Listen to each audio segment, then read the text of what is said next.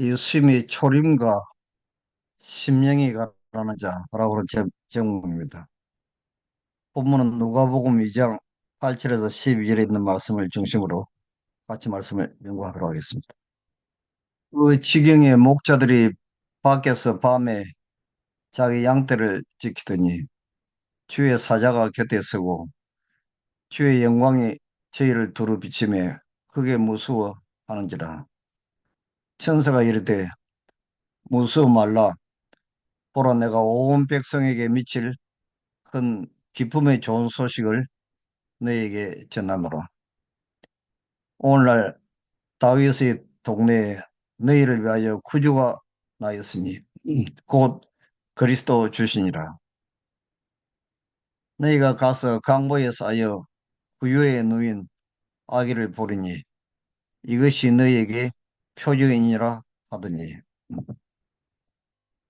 고린도전서 10장 11절에 있는 말씀입니다. 저에게 당한 이런 일이 거울이 되고 또한 말세를 만난 우리의 경계로 기록하였느니라.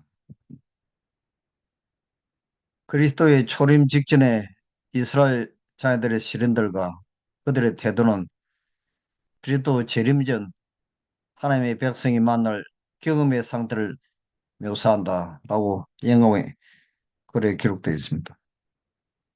예수님의 초림 사건을 통해서 예수님의 재림을 준비하는 삶을 사시기 바랍니다. 오늘은 왜 예수님께서 비천한 마을 구유에 탄생하셨는가 하는 내용을 주제로 말씀 준비했습니다. 영광의 왕께서 자기를 낮추사 인성을 쓰셨다. 그의 영광이 가려워졌던 것은 그의 외양의 위엄이 주목거리가 되지 않도록 하시기 위함이었다. 그는 모든 외적 장식을 피하셨다. 재물, 세상의 명예, 인간적인 위대함은 결코 영혼을 사망에서 구할 수 없다. 그랬습니다. 우리 자세히 보시면 뭐 믿는 사람이든 믿지 않는 사람들을 다 지금 원하는 것들이 재물, 뭐 세상적인 명예, 또 인간적인 위대함, 뭐 출세 이런 것들인데 이것은 영혼을 사망에서 구할 수 없다는 것입니다. 우리가 이런 것으로 하늘나라에 들어갈 수 없다는 것이죠. 어떤 세속적인 미혹물로 사람들을 당신의 편으로 이끌리는 것이 예수의 뜻하신 바가 아니었다. 오직 하늘의 진리의 아름다움만이 그를 따르고자 하는 자들을 이끌어야 할 것이었다. 자, 여기에 나오는 하늘의 진리의 아름다움, 이것이 예수 그리스도의 사랑의 품성이죠. 이것만이 우리를 회개로 인도할 수 있다는 것입니다. 로마서 2장 4절을 보시면 혹 네가 하나님의 인자하심이 너를 인도하여 회개케 하심을 알지 못하여 그의 인자하심과 용납하심과 길이 참으심의 풍성함을 멸시하느냐. 십자가에서 비치는 빛은 하나님의 사랑을 드러낸다. 그의 사랑은 우리를 그에게로 이끌어준다. 이것이 진리의 아름다움이죠. 예수 그리스도의 아름다운 품성만이 우리를 회개로 인도할 수 있다는 것입니다. 자, 성경에서 우리가 도무지 이해할 수 없는 불가사의한 세 가지 사건들과 공통점이 있습니다. 자, 그 첫 번째는 하나님께서 택한 이스라엘 백성들입니다. 그 이스라엘 백성들이 구약에서 또 신약에서 그들이 그토록 오랫동안 기다리고 기도하고 설교 시간에 또 설교했던 그들이 바라던 그 메시아가 실제로 이 세상에 태어났는데도 불구하고 그들은 메시아를 거절하고 그들의 구주를 메시아를 십자가에 못 박아 죽게 했습니다. 이 사건은 우리가 도무지 이해할 수 없는 하나의 그 수수께끼죠. 메시아의 강림을 갈망하기는 하였지만 유대인들은 메시아의 사명에 대하여 참된 개념을 전혀 갖지 못하였다. 그들은 죄로부터의 구속이 아니라 로마로부터의 해방을 얻으려고 애썼다. 그들은 압제자의 권세를 깨뜨리고 이스라엘 나라를 세상 만국을 지배하는 나라로 높이는 정복자로 메시아가 오시기를 고대하였다. 이래하여 그들이 구주를 거절할 길이 마련되었다. 그러나 이스라엘 백성들은 현세적 위대함에 그들의 소망을 고작시켰다는 것입니다. 그 다음 두 번째는 하늘에서 가장 높은 천사 루스벨이 반역한 것입니다. 어떻게 하나님께서 창조한 이 사람보다 더 완전하게 창조한 이 천사, 그 천사들 중에서도 가장 높은 천사, 하나님의 보좌 곁에서 하나님의 품성에 대해서 그렇게도 잘 알고 가장 많은 사랑과 총애를 받던 이 루스벨이 어떻게 반정을 일으키고 전쟁을 일으켰는지 이거는 우리가 도무지 이해할 수 없는 불가사의한 사건 가운데 하나죠. 이사야 14장 13절 14절을 보시면 네가 네 마음에 이르기를 내가 하늘에 올라 하나님의 무별 위에 나의 보좌를 높이리라. 내가 북극 지폐의 산 위에 자정하리라. 가장 높은 구름에 올라 지극히 높은 자와 비기리라 하도다. 그랬습니다. 사단이 하늘에서 범죄하게 된 것은 자기 자신을 하나님 아들보다 높이려고 하는 데 있습니다. 루스벨이 원한 것은 하나님의 능력이었지 그분의 품성은 아니었다는 것입니다.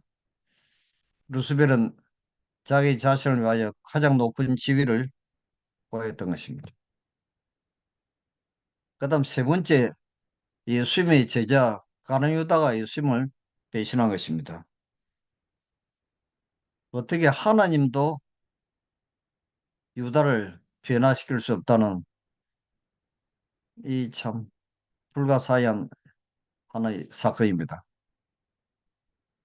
그의 제안은 끊임없이 현세에서 높은 자리를 차지하고자 하는 야망을 불러일으켜 죄들로 하여금 그들이 마땅히 생각해야 할 중대한 일들을 생각지 못하게 하였다.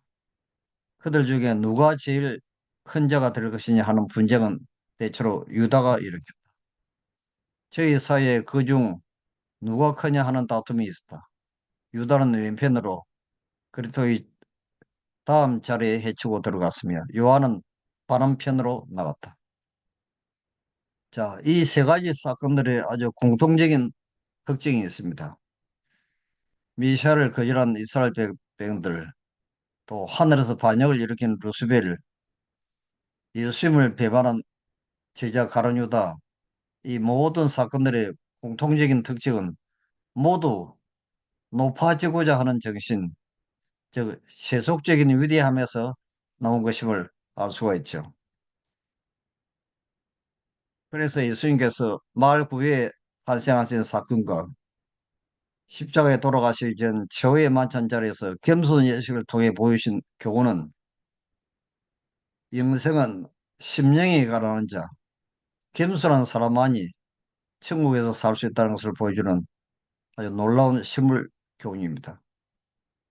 오늘도 우리가 이러한 겸손의 삶을 사는 연습을 해야 되겠죠. 물은 항상 낮은 곳으로 흐릅니다. 이것이 생명의 법칙이죠. 자, 하나님께서 왜 요셉과 마리아를 예수님의 부모로 선택을 하셨는가? 요셉과 마리아의 품성은 재림을 준비하는 사람들의 하나의 표상입니다. 자, 마태복음 1장 19절에 보시면 그 남편 요셉은 어려운 사람이라 저를 드러내지 아니하고 가만히 끊고자 하여 그랬습니다. 구원받은 사람들의 특징은 용서인 것을 알 수가 있습니다. 누가복음 11장 4절에 있는 말씀입니다. 우리가 우리에게 죄진 모든 사람을 용서하오니 우리 죄도 사하여 주옵시고 우리를 시험에 들게 하지 마옵소서 하라. 예수께서는 우리가 다른 사람들을 용서해 줄 때만 하나님께 용서를 받을 수 있다고 가르치십니다.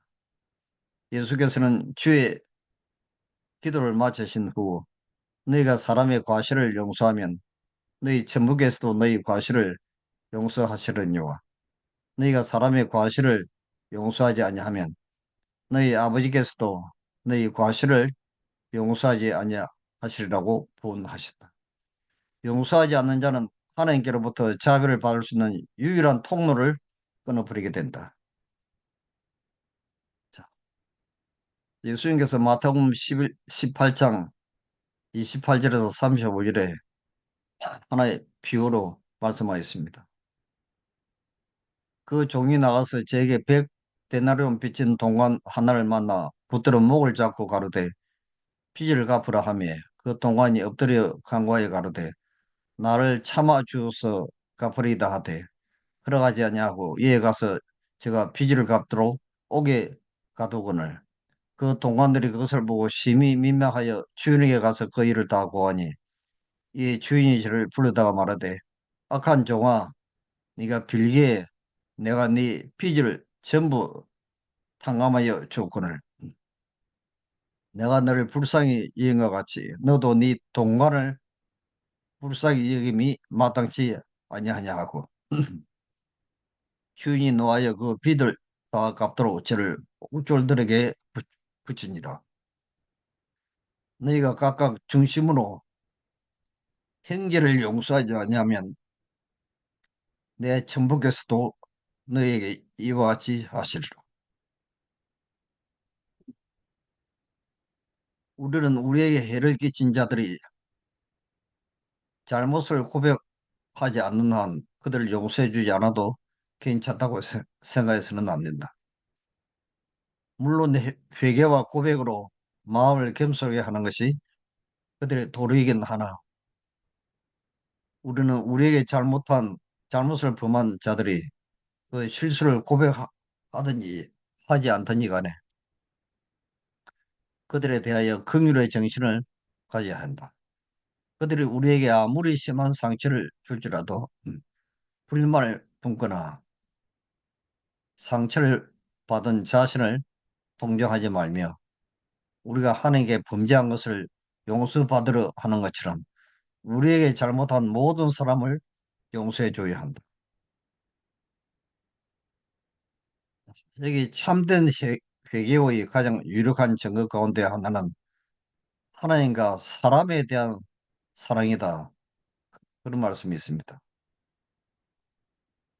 혼양한 목사님이 자기 두 아들을 죽인 원수를 자기 아들로 삼아서 고려 신학대학에 공부를 시켜서 목사로 만들었습니다. 이 사랑이 무엇인가 하는 하나의 실물 교훈이죠. 그래서 잠언 10장 12절에는 미움은 다툼을 일으켜도 사랑은 모든 허물을 가리우느니라. 이것이 이제 사랑입니다. 우리가 창세기 45장 3절에 보시면 가로되 나는 당신들의 아우 요셉이니 당신들이 애굽에 판자라.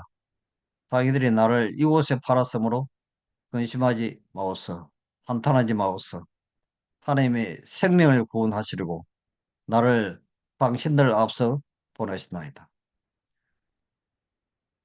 요셉의 형들이 요셉을 얼마나 살인적인 정오심으로 그를 구덩이 속에 집어넣고 애굽에 또 노예로 팔고 그렇게 잔인한 행동을 했는데도 이 요셉은 자기 형제들을 만났을 때 미움이나 뭐 원수를 갖고자 하는 마음이나 그런 것들이 전혀 없는 것을 우리가 볼 수 있습니다.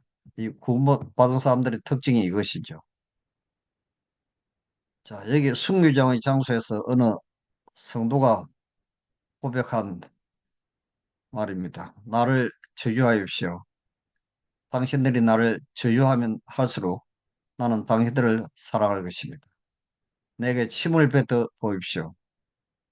그러면 나는 사랑의 숨결을 뿜어낼 것입니다. 나를 구타하십시오. 나는 신음소리로 사랑을 고백할 것입니다. 나를 찌르십시오. 나는 당신을 사랑한다고 절규할 것입니다. 나를 짐승의 먹이로 던지십시오. 나는 사랑의 제물이 될 것입니다.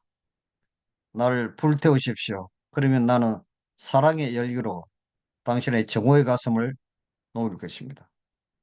여기에는 미워하는 마음이 전혀 없습니다. 모든 것이 다 용서지요. 누가복음 23장 44절에 이 예수께서 가르치되 아버지여 저희를 사하여 주옵소서. 자기 하는 것을 알지 못함이니이다. 그분께서는 비록 요람에서부터 무덤에 이르기까지 중상과 핍박을 쌓일 정도로 많이 받으셨지만 그때마다 용서와 사랑만을 나타내셨다. 이사야 선지자를 통하여 그분은 이렇게 말씀하신다. 나를 때리는 자들에게 내 등을 맡기며 나의 수염을 뽑는 자들에게 나의 뺨을 맡기며 수욕과 침뱉음을 피하려고 내 얼굴을 가리우지 아니하였느니라. 이사야 50장 6절에 있는 말씀입니다. 우리가 형제를 사랑함으로 사망에서 옮겨 생명으로 들어간 줄을 알거니와 사랑치 아니하는 자는 사망에 가느니라. 그러나 이 사랑은 다른 용어로 이야기하면 용서인 것을 알 수 있습니다. 선물에 대한 용서죠. 자, 성경은 피하지 못하느니 하나님의 말씀을 받은 사람들을 신이라 하시거든. 요한복음 10장 35절에 우리가 원수를 사랑하는 것은 우리를 미워하는 사람, 나를 핍박하고 괴롭히는 사람을 용서하고 사랑하는 것은 이 사람이 할 수 없는 일이죠. 이는 신만이 할 수 있다는 것입니다. 이는 하나님이 아니면 이러한 용서를 할 수 없다는 것이죠. 그래서 하나님의 말씀을 받은 사람들을 신이라고 하시거든. 그렇게 이제 예수님 말씀하셨습니다. 살리는 것은 영이니 육은 무익하니라. 내가 너희에게 이런 말이 영이요 생명이라고 말씀하셨습니다.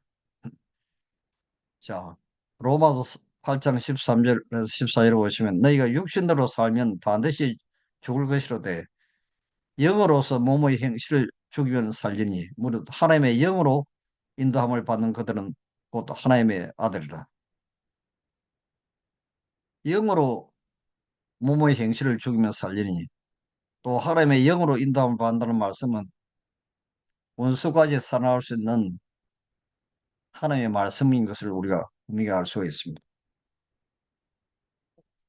여기에서 우리가 배울 교훈은 하나님께서 섭리의 사건으로 우리 주위에 우리를 괴롭히고 핍박하고 스트레스를 주는 사람들을 허락하시는 이유는 나 자신이 정말로 성령으로 거듭난 사람인지 내가 정말 죄의 용서를 받고 하늘나라에서 살 준비가 되어 있는지 그렇지 않는지를 확인할 수 있는 기회를 주는 것임을 알 수가 있습니다. 이것도 이제 하나님의 사랑이죠. 자, 누가복음 1장 38절에 마리아 가로되 주의 계집 종이오니 말씀대로 내게 이루어지이다 하며 천사가 떠나니라.